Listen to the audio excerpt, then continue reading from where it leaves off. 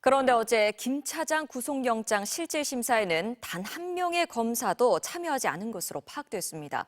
경찰 수사 중요 사건에 참석해왔던 전례와 비교했을 때 일부러 안 간 건 아니냐는 비판이 나오고 있습니다. 검찰이 비화폰 서버 수사를 방해하려는 것이 아니냐는 의혹으로 번지고 있습니다. 이어서 조희원 기자입니다. 지난해 5월 가수 김호중의 음주 뺑소니 사건.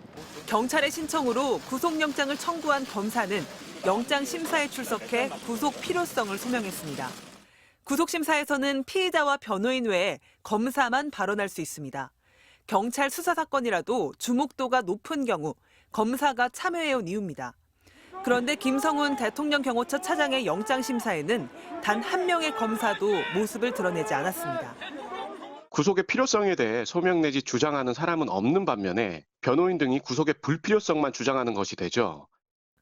앞서 서울서부지검은 경찰의 영장을 3차례 반려한 뒤 서울고검 영장심의위가 경찰 손을 들어주자 마지못해 구속영장을 청구했습니다.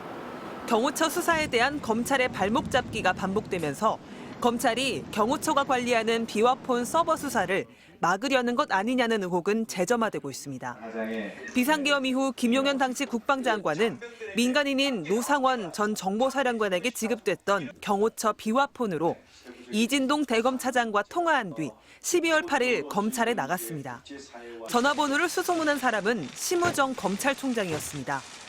비화폰 수사가 이뤄지면 윤 대통령과 내란 관여자들은 물론 검찰이 어떻게 관여했는지도 들여다볼 수 있는 겁니다. 제한적으로 하고 있다는 느낌을 지울 수가 없고 다른 어떤 사유가 작용한 것이 아닌가. 김 차장 신병 확보에 실패한 것과 별개로 경찰 수사는 이어질 전망입니다.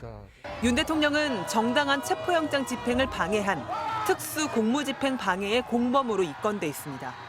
앞서 윤 대통령 구속이 취소된 내란 사건과는 별개 사안이라는 점에서 윤 대통령 탄핵 결과에 따라 구속영장을 다시 신청할 가능성도 제기됩니다.